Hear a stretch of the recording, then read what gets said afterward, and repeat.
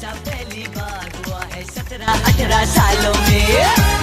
हे, ऐसा पहली बार हुआ है 17-18 सालों में। देखो, आगे बढ़ने से पहले एक बात बहुत ध्यान रखना।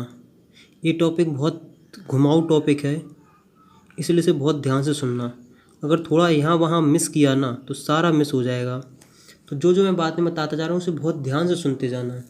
देखो, आखिरकार तुम्हें क्या तरीके से मानना है कि मान लो तुम्हारे यहाँ एक मैग्नेटिक फील्ड है। क्या है मैग्नेटिक फील्ड? और मैग्नेटिक फील्ड का डायरेक्शन कैसा है कि magnetic field inside the paper जा रही हैं। इसका पूरा फीलिंग दिलाएंगे, बिल्कुल खूब मज़ा आएगा, लेकिन एक एक बात को सुनते जाना। देखो क्या है, इस तरीके से मैग्नेटिक फील्ड क्रॉस मतलब होता है कि मैग्नेटिक फील्ड इनसाइड जा रही हैं। देखो, इसका मतलब है कि अगर ये पेन है तो पेन की टिप मतलब ऐसे जा रही है डाउनवर्ड, तो मतलब मैग्नेटिक फील्ड का डायरेक्शन है। अब हम देखते हैं कि इसमें जो कोई चार्ज पार्टिकल्स होगा उसका किस किस तरीके से मोशन हो सकता है। अब एक चीज़ जानते हो, क्या जानते हो कि चार्ज पार्टिकल्स हैं और वो है किसमें? मोशन में। किसमें है? मोशन में। तो इसका मतलब है कि उस पे लगेगी मैग्नेटिक फोर्स, क्योंकि यहाँ इलेक्ट्रिक फील्ड है नहीं है। तो इस पार्टिकल्स पे एक ही फोर्स लगेगा, वो लगेगा मैग्नेटिक फोर्स। अब मैग्नेटिक फोर्स किस तरीके से लगेगा, क्या करेगा, वो हम समझना है।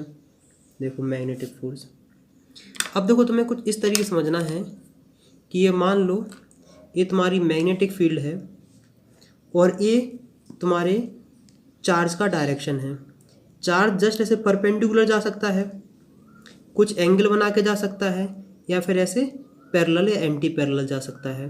तीन ही केसेस हैं कि कुछ एंगल बनेगा, परपेंडिकुलर होगा, या फिर मैग्नेटिक फील्ड के पैरेलल होगा। इन्हीं तीनों केसेस के ऊपर हम लोग बात करने वाले हैं। देखो, अब मैग्नेटिक फोर्स कितना होता है? वो होता है F इक्वल टू वेक्टर में Q B क्रॉस B। ये रहा, इसे बोलते हैं मैग्नेटिक लॉरेंज फोर्स, जिसे मैंने काफ़ी डिटेल में पढ़ाया था। अगर इसे सिंपली मैग्नीट्यूड के फॉर्म में लिखेंगे तो F इक्वल टू हो जाएगा Q B साइन थीटा। ये थीटा क्या है? Angle between velocity and magnetic field. मतलब ये करंट का, ये चार्ज का डायरेक्शन है, ये मैग्नेटिक फील्ड का डायरेक्शन है। इतनी सिंपल सी बात तुम्हें समझ में आ जानी चाहिए। और अगर किसी ने पिछले से देखता आ रहा होगा तो उसमें मैंने एक चीज़ बताई थी कि जो मैग्नेटिक फील्ड होती है वो क्या करती है? पार्टिकल्स का डायरेक्शन चेंज कर देती है। बताऊंगा, जैसे मान लो कुछ चार्ज पार्टिकल्स मैग्नेटिक फील्ड में जाती है तो उसकी स्पीड घटती बढ़ती नहीं है, स्पीड तो कांस्टेंट रहेगी, लेकिन उसका डायरेक्शन चेंज हो जाएगा। देखो, अब देखो हमने क्या कहा कि इसमें तुम्हारे पास तीन पॉसिबिलिटी हो सकती हैं। क्या हो सकती हैं? तीन पॉसिबिलिटी हो सकती हैं कि जब थीटा की वैल्यू 0 हो।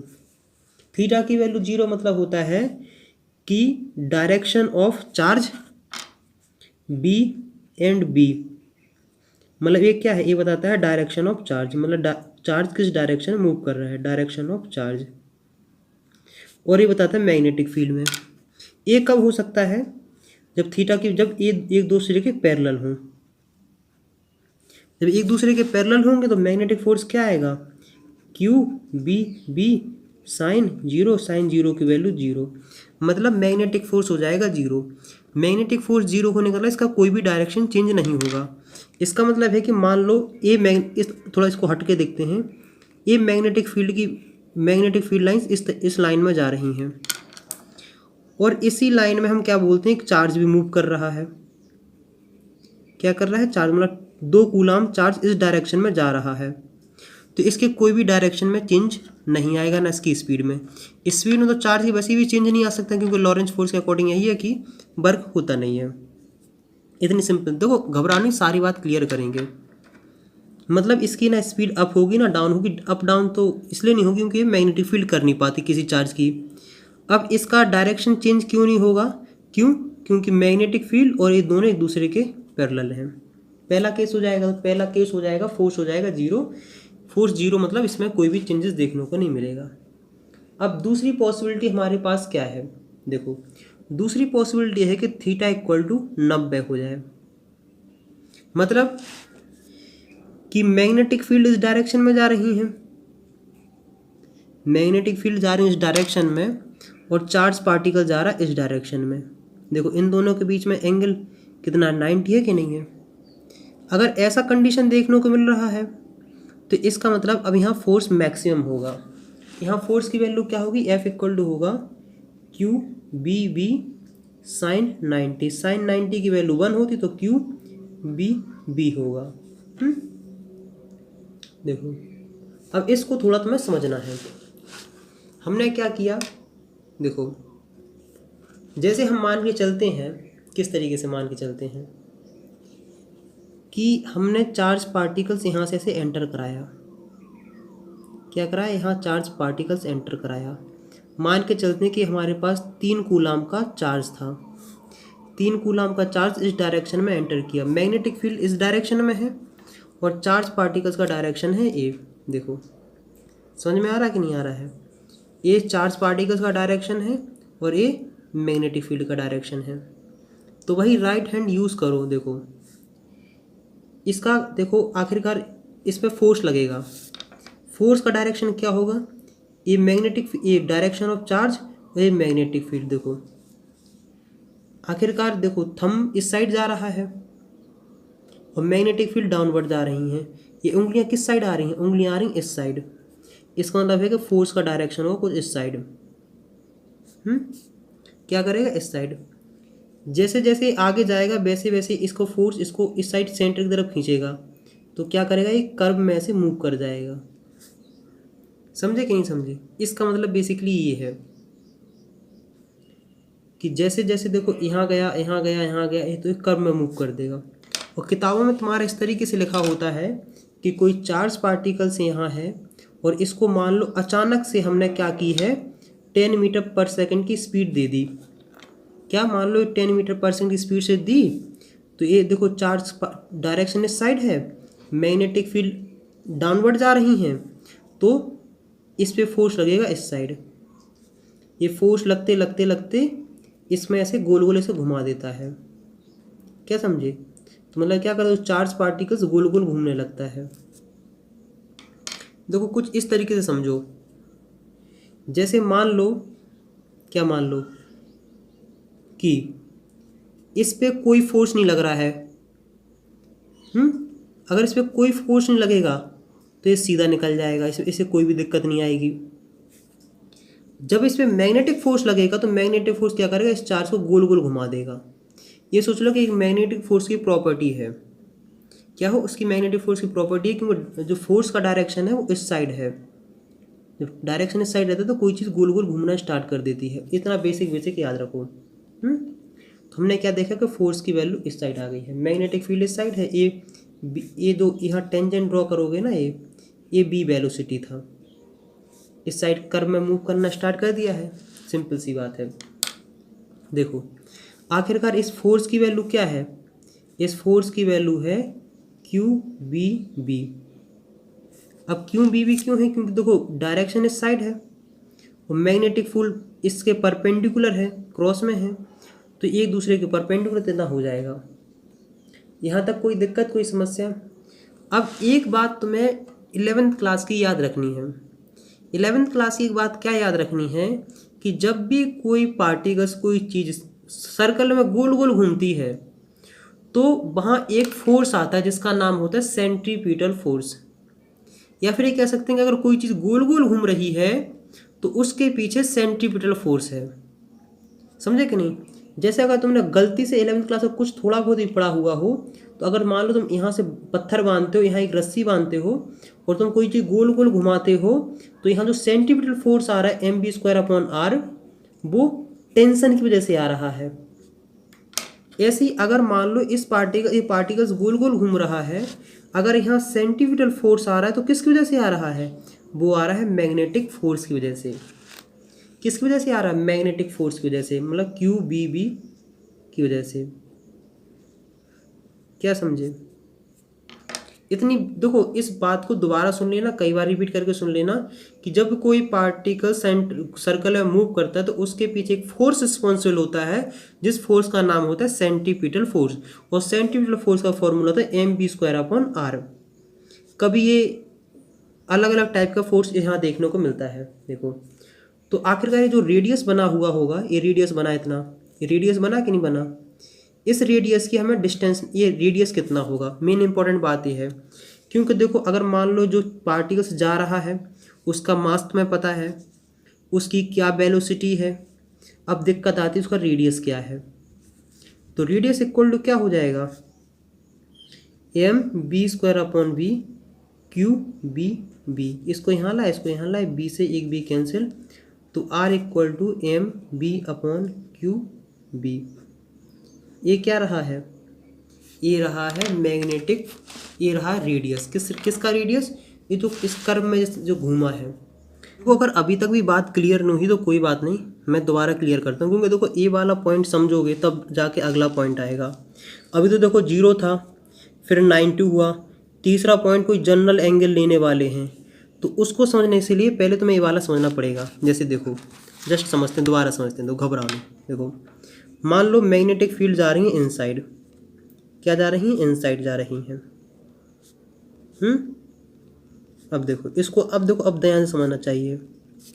हम मान के चलते हैं कि ये मैग्नेटिक फील्ड जो हैं इनकी बी की वैल्यू है 10 टेस्ला। यहाँ से एक स्विंग करके एक चार्ज आया, क्या है, चार्ज जा रहा है। इस चार्ज का जो है कितना चार्ज है, वो है 2 कूलम। इसकी स्पीड है कितनी है, वो है 3 मीटर पर सेकेंड।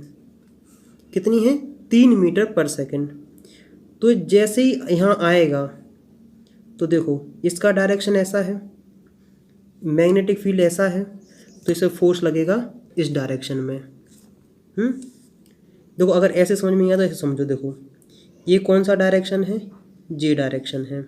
ये मैग्नेटिक फील्ड का डायरेक्शन कौन है, तुम कहोगे माइनस के डायरेक्शन, क्योंकि नेगेटिव बाई एक्सिस जा रहा है ना। मुझे पता है इसमें और ज़्यादा बच्चे कंफ्यूज हो जाएंगे, लेकिन फिर भी हर तरीके को समझाना पड़ता है। B equal to J direction, देखो आई जे के। अब बी क्रॉस बी करते हैं कि नहीं, तो जे क्रॉस के आई, और J cross minus K equal to minus I. Minus I मतलब होता है कि मैग्नेटिक फोर्स लगेगा इस डायरेक्शन में। ये क्या आ गया, ये आ गया मैग्नेटिक फोर्स का डायरेक्शन। ऐसे ही इसे हर पर लगता जाएगा, हर पर लगता जाएगा, और इस तरीके से हाफ सर्कल या फिर जितना भी सर्कल बनाए इस तरीके से हो जाएगा। क्या समझे, इसने लिया और इस तरीके से सर्कल कंप्लीट, मतलब इस तरीके से कर्व हो जाएगा।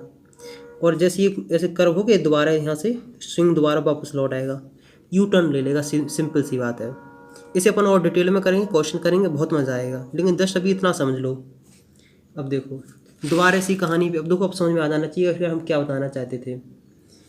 अब ये बात ये है कि मान लो कोई पार्टिकल्स है, मान लो यहाँ गोल गोल घूम रहा है।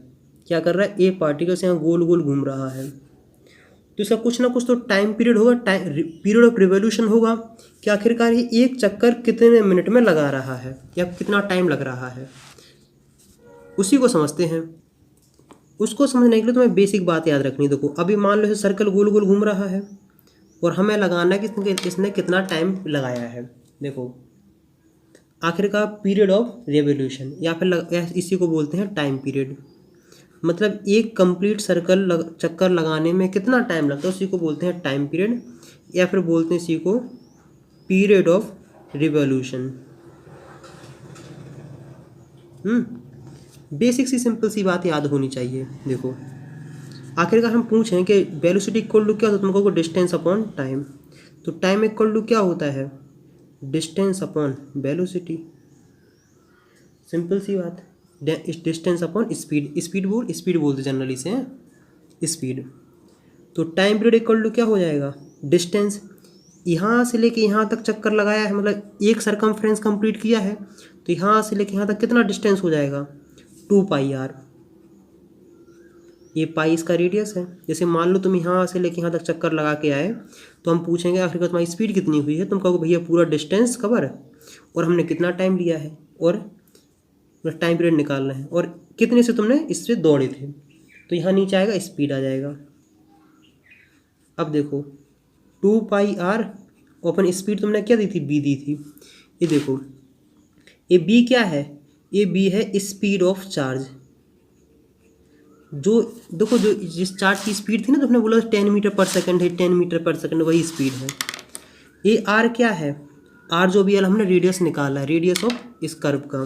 देखो तो 2 पाई, आर की वैल्यू बोलो, आर की वैल्यू देखो ये रही है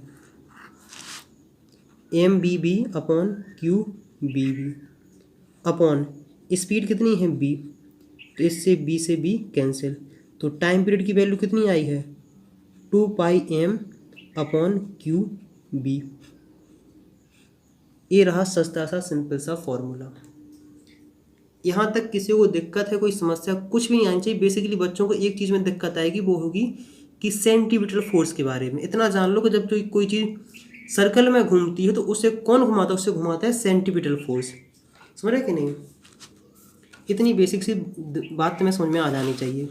जैसे मान लो ये पेड़ लगा है, पेड़ से सेब नीचे किसकी वजह से गिरता है, तुम कहोगे ग्रेविटेशनल फोर्स की वजह से। ऐसे ही कोई चीज़ गोल गोल किसकी वजह से घूमती है, तुम कहोगे सेंटीमीटर फोर्स की वजह से। अब हम बढ़ते हैं आगे। यहाँ तक कोई दिक्कत कोई समस्या मेरे हिसाब से तो नहीं आनी चाहिए। अब कभी कभार पूछ लेते हैं कि आखिरकार फ्रीक्वेंसी क्या होगी, क्या है फ्रीक्वेंसी। और तुम जानते फ्रीक्वेंसी का जो फॉर्मूला होता है वो होता है 1 टाइम। क्या होता है 1 टाइम।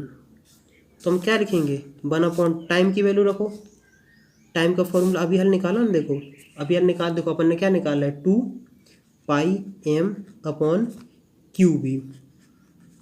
रखो 2 pi M upon Q B upon 2 pi M. यहाँ तक कोई दिक्कत कोई समस्या मेरे हिसाब से तो नहीं होनी चाहिए। देखो हम लोग फ्रीक्वेंसी का नाम तो सुनते हैं बहुत बार, लेकिन सब फील तब भी नहीं आता है। इसे कहीं कहीं तो फ्रीक्वेंसी दिया रहेगा, कहीं कहीं तो फ्रीक्वेंसी ऑफ रिवोल्यूशन दिया रहेगा। देखो अब समझते हैं आखिर फ्रीक्वेंसी का मतलब क्या है। फ्रीक्वेंसी का मतलब होता है कि 1 सेकंड में कितने रिवोल्यूशन कंप्लीट किए जा रहे हैं। दोबारा सुनो, 1 सेकंड के अंदर कितने रिवोल्यूशन कंप्लीट किए जा रहे हैं। जैसे मान के चलते हैं कि टाइम की वैल्यू है 0.1 सेकंड, टाइम पीरियड की वैल्यू है ना 0.1 सेकंड। इसका मतलब ये है कि एक चक्कर 0.1 सेकंड में कंप्लीट कर लिया जाता है। अब हम पूछें कि इसकी फ्रीक्वेंसी निकालो, तो फ्रीक्वेंसी इक्वल टू 1/t 0.1। तो इसकी वैल्यू क्या आएगी, इसकी वैल्यू आएगी 10 पर सेकेंड। इस 10 पर सेकेंड का मतलब पता क्या है, समझो बहुत ध्यान से। इसका मतलब ये है कि ये पार्टिकल्स 1 सेकंड में 10 चक्कर लगाएगा, मतलब 10 चक्कर लगा लेता है। क्या समझे, 1 सेकंड में 10 चक्कर लगा लेगा। यहाँ तक कोई दिक्कत कोई समस्या मेरे हिसाब से तो नहीं होनी चाहिए। फ्रीक्वेंसी बेसिकली बताती है कि 1 सेकंड में कितना रेवोल्यूशन हो रहा है। अब देखो किसी के दिमाग में आ सकता है कि भैया अगर मान लो टाइम पीरियड की वैल्यू हम कोई जनरल और कुछ भी लेते हैं, जैसे हमने ले ली है 4 सेकंड। क्या ले ली है 4 सेकंड। देखो इस 4 सेकंड का मतलब है फ्रीक्वेंसी इक्वल टू हो जाएगा 1/4। तो आंसर कितना आएगा, आंसर आएगा 0.25। इसका मतलब ये है कि जो पूरा चक्का है, ये पूरा सर्कल है, उसका सिर्फ 0.25 पार्ट ही कवर किया जा रहा है। मतलब सिर्फ 0.25 चक्कर लगाया। थोड़ा क्लियर हुआ दिमाग में। देखो 0.25 का मतलब समझो कि सिंपल से इसका मतलब ये है कि अगर ये मान लो इस तरीके से है कि सिर्फ इसने इतना सा ही डिस्टेंस कवर किया 1 सेकंड में। अब समझ में आया कि नहीं आया है। अगर मान लो हम बोलते हैं टाइम की वैल्यू है 2 सेकंड, तो फ्रीक्वेंसी इक्वल टू क्या आएगी, फ्रीक्वेंसी होगी 1/2 इक्वल टू 0.5। इसका मतलब ये है कि ये ऑब्जेक्ट 1 सेकंड के अंदर सिर्फ हाफ सर्कल कंप्लीट करेगा। क्या समझे, अगर एफ की वैल्यू है टाइम की वैल्यू है 1 सेकंड, इसका मतलब फ्रीक्वेंसी की वैल्यू क्या होगी 1/1 इक्वल टू 1। इसका मतलब है कि 1 सेकंड में 1 चक्कर कंप्लीट किया जाएगा। तो मुझे उम्मीद है कि अब तुम्हें इतनी बेसिक सिंपल सी बात समझ में आ जानी चाहिए। और जो स्पेशली हमने कंसंट्रेट किया क्योंकि जो हमने फ्रीक्वेंसी निकाली है, समझे ना, इसी को क्या बोलते हैं, साइक्लोट्रॉन फ्रीक्वेंसी, जिसको हम लोग आगे पढ़ेंगे। साइक्लोट्रॉन फ्रीक्वेंसी, जब साइक्लोट्रॉन पढ़ेंगे तो वहाँ हम काफ़ी डिटेल में पढ़ेंगे साइक्लोट्रॉन फ्रीक्वेंसी। हम क्या करते हैं, इस पे कुछ क्वेश्चन कर लेते हैं ताकि तुम्हें थोड़ा अच्छा वाला फीलिंग आ जाए। देखो, आगे बढ़ने से पहले कुछ मैं जनरल बातें बता देता हूँ। देखो, रेडियस का हमारे पास फॉर्मूला क्या आ गया। रेडियस का देखो फॉर्मूला याद रखना, अगर नहीं रखोगे तो बहुत सारी दिक्कत आ जाएगी। देखो वो कितनी है, mb/qb, समझे कि नहीं समझे। अब दूसरा है कि तुम्हें टाइम पीरियड का याद रखना है। टाइम पीरियड का वैल्यू कितना है, 2πm/qb, और फ्रीक्वेंसी तो अपने आप तुम्हें याद हो जाएगी, इसी को बोलते हैं साइक्लोट्रॉन फ्रीक्वेंसी। उसकी वैल्यू हो जाएगी qb/2πm। मेरा एक कहने का मतलब ये है कि तुम्हें ये दोनों चीज़ तो याद रखनी चाहिए, ए और ए। आखिरकार अगर तुम यहाँ देखोगे तो जैसे देखते हैं कि रेडियस की वैल्यू किस पे डिपेंड कर रही है, directly proportional to mass, directly proportional to velocity, inversely proportional to charge, और इनवर्सली प्रोपोर्शनल टू क्या, मैग्नेटिक फील्ड। सीधी सिंपल सी बात यह है कि जिसका मास ज़्यादा होगा, क्या होगा, जिसका मास ज़्यादा होगा उसका रेडियस ज़्यादा होगा, मतलब डायरेक्टली प्रोपोर्शनल है। अब देखो, जिसकी वेलोसिटी ज़्यादा होगी उसका रेडियस ज़्यादा होगा, जिसका चार्ज ज़्यादा होगा उसका रेडियस कम होगा, और जहाँ जो मैग्नेटिक फील्ड अगर ज़्यादा हुई तो उसका रेडियस कम होने वाला है। सिंपल सी बात इतनी समझ में आ गई हो तो बताओ। इस तरीके से तुम्हें रिलेशन याद रखना है। अब हम क्या करते हैं, एक क्वेश्चन करते हैं सीबीएसई का जो बोर्ड एग्ज़ाम में आया है। आगे हम लोग कुछ बाद में पढ़ेंगे, लेकिन एक सीबीएसई का क्वेश्चन कर लेते हैं। ऐसे इसी तरीके से अगर टाइम पीरियड की वैल्यू किस पे डिपेंड कर रही है देख लोगे तो आराम, मतलब बेसिकली इस पे ध्यान रखो तो ज़्यादा सही रहेगा। क्वेश्चन इस तरीके से कि मैग्नेटिक फील्ड जा रही हैं वर्टिकली इनसाइड, क्या रही हैं, वर्टिकली इनसाइड,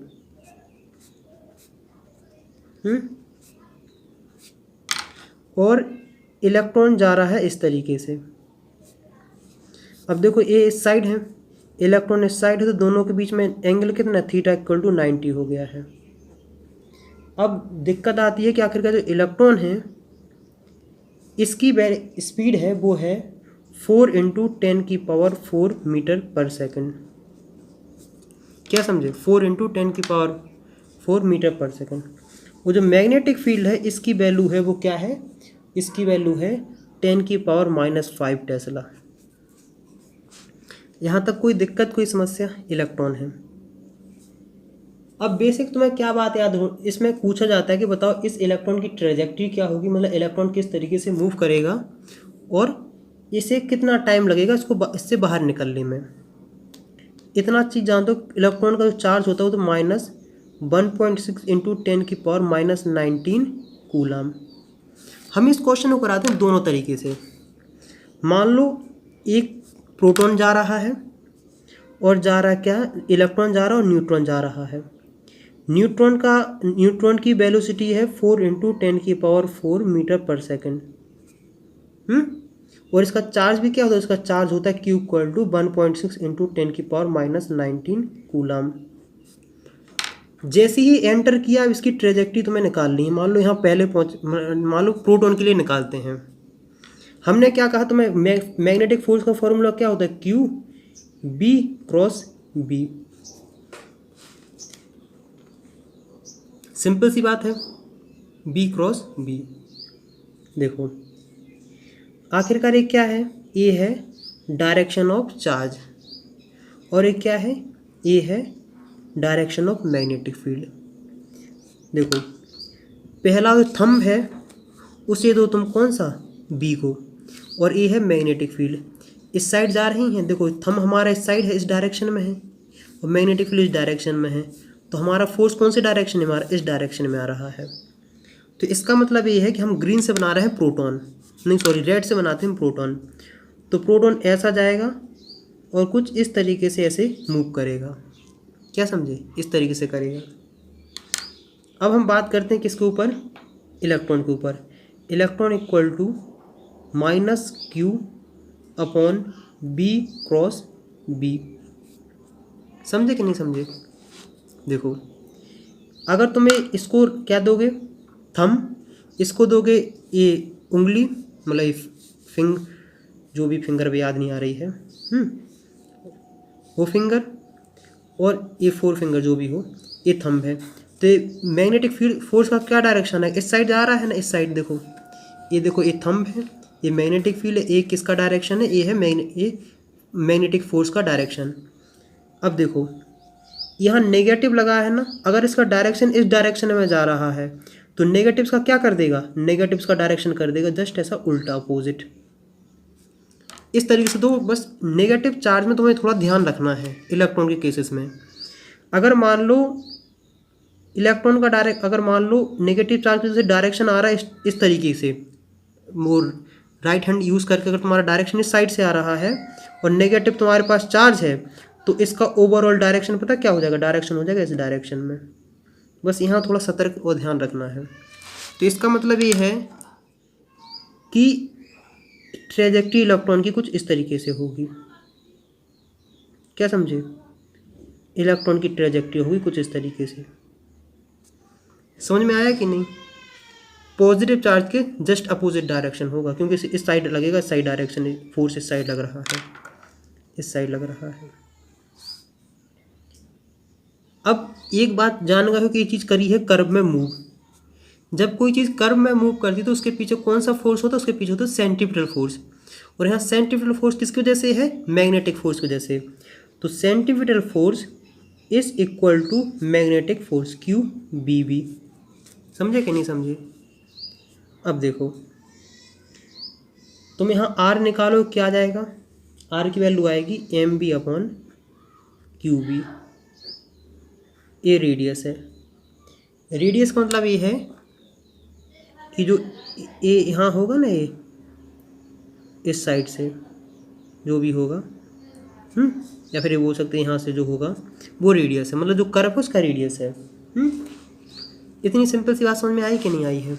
या फिर बोल सकते हैं कि यहाँ ये पूरे का जो हाफ होता है यहाँ से लेके यहाँ तक की दूरी क्या है, रेडियस है। वैसे इसमें ये पूरा सर्कल में मूव करेगा, सब सर्कल बना नहीं पाए, लेकिन सर्कल मूव करेगा, जितना डायरेक्शन इस साइड रहेगा। ये हमने क्या लिया, R की वैल्यू। तो R इक्वल टू हमारे पास कितना आ जाएगा, मास ऑफ इलेक्ट्रॉन 9.1 इंटू 10 की पावर -31, और स्पीड कितनी है 4 इंटू 10 की पावर 4। चार्ज कितना है 1.6 इंटू 10 की पावर -19। मैग्नेटिक फील्ड कितनी है 10 की पावर -5। तो तुम्हारे पास R की वैल्यू जो निकल के आएगी वो आएगी 22.75 इंटू 10 की पावर -3 मीटर। मतलब इसका मतलब है 22.75 मिलीमीटर।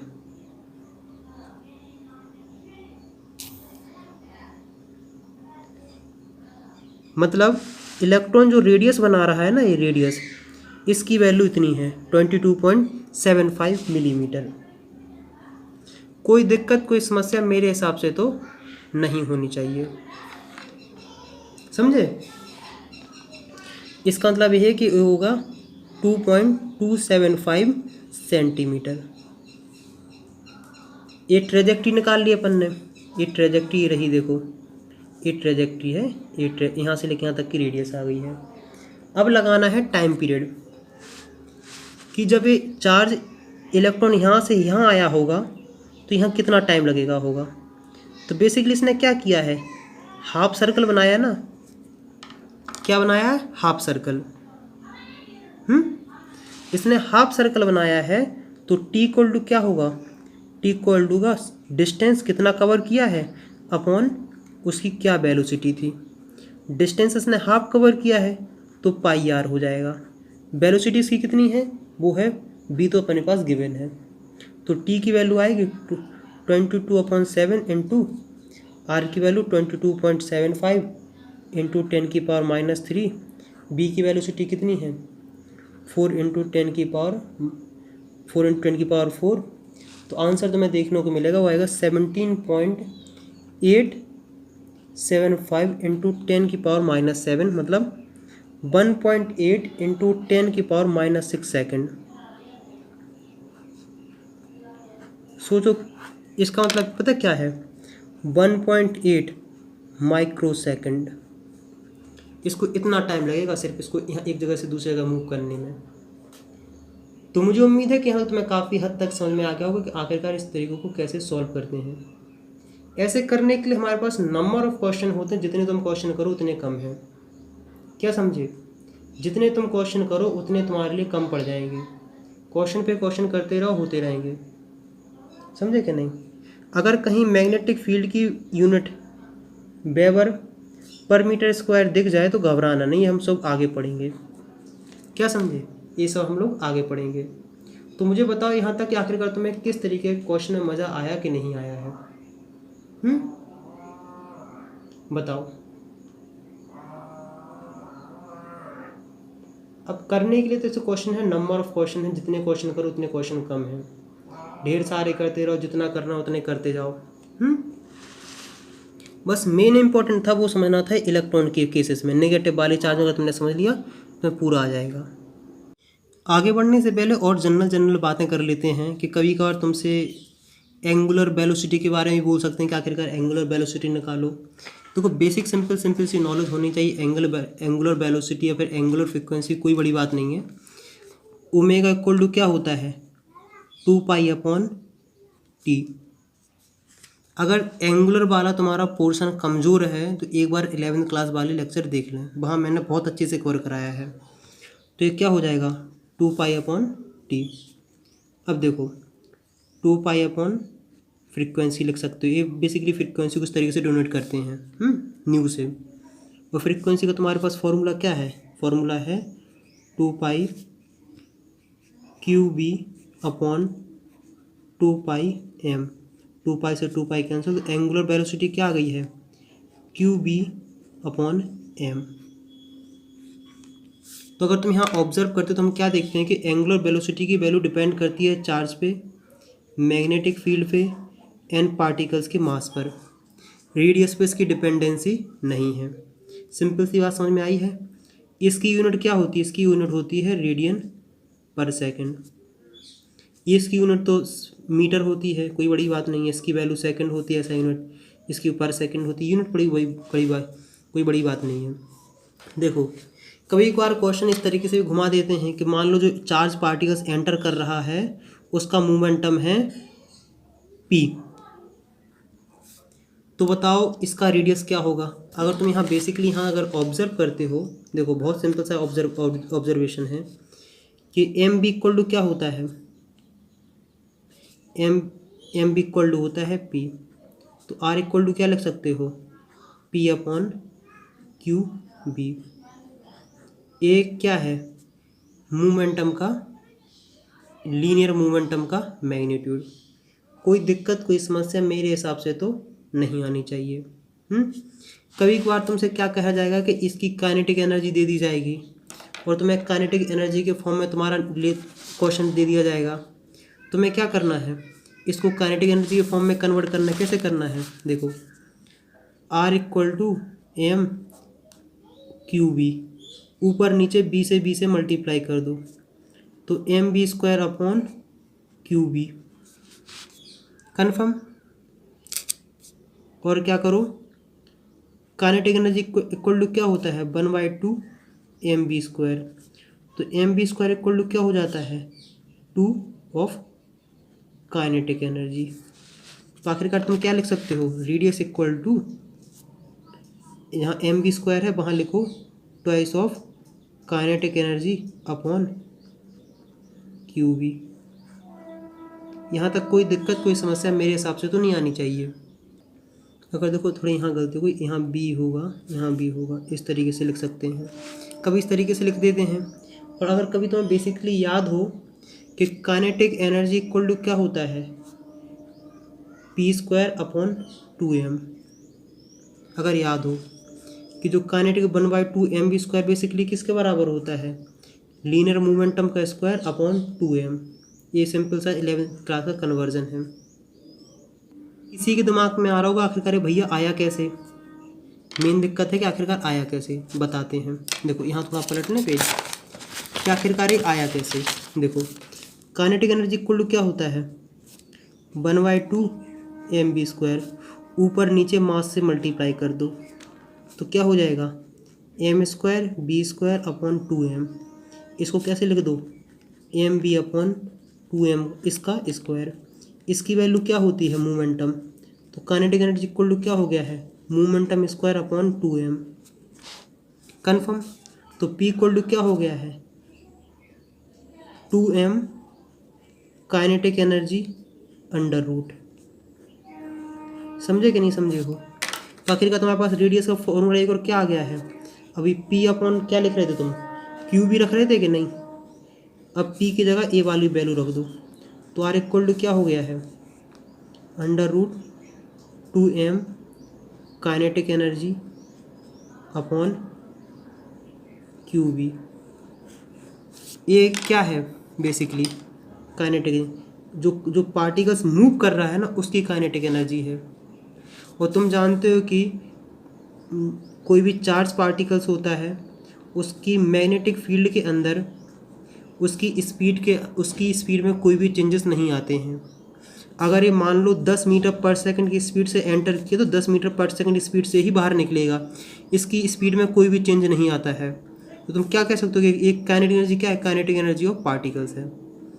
तो मुझे उम्मीद है कि बेसिक सिंपल सी बात तुम्हें यहाँ तक समझ में आ गई होगी। यहाँ तक कोई दिक्कत कोई समस्या नहीं होनी चाहिए। देखो बात करने के लिए बहुत कुछ है। आखिरकार अब एक क्वेश्चन आता है कि आखिरकार मान लो थीटा इक्वल टू 0 हो गया था, थीटा इक्वल टू 90 हो गया है। मान लो मैग्नेटिक फील्ड ऐसे जा रही हैं, कैसे जा रही हैं मैग्नेटिक फील्ड जा रही हैं ऐसे, और जो चार्ज पार्टिकल्स तुमने कराया एंटर ऐसे, ये मान लो b का वेलोसिटी ई बी की। अब इसके बीच में कुछ थीटा आ जाता है। अब इसका पाथ कैसे बनेगा देखो, इसमें तो स्टेट मूव कर निकल जाएगा, इसमें सर्कुलर पाथ मतलब सर्कल में बन जाएगा। इसकी कहानी अब पढ़नी है। इसमें बनता है हेलिकल पाथ। क्या बनता है हेलिकल पाथ। हेलिकल पाथ इसको पढ़ने से पहले क्या करो कम से कम 3 फ्रेंड के साथ वीडियो ज़रूर से ज़रूर शेयर करो। इसमें बनता है क्या हेलिकल पाथ, और हेलिकल पाथ को हम लोग कवर करेंगे अगली वीडियो में, क्योंकि वहाँ हम पूरा फुल डिटेल में बात करेंगे जहाँ तक बहुत भयंकर बड़ी अच्छे तरीके से समझ में आएगा। तो नेक्स्ट वीडियो मिलते हैं नेक्स्ट टॉपिक के साथ, तब तक बाय बाय।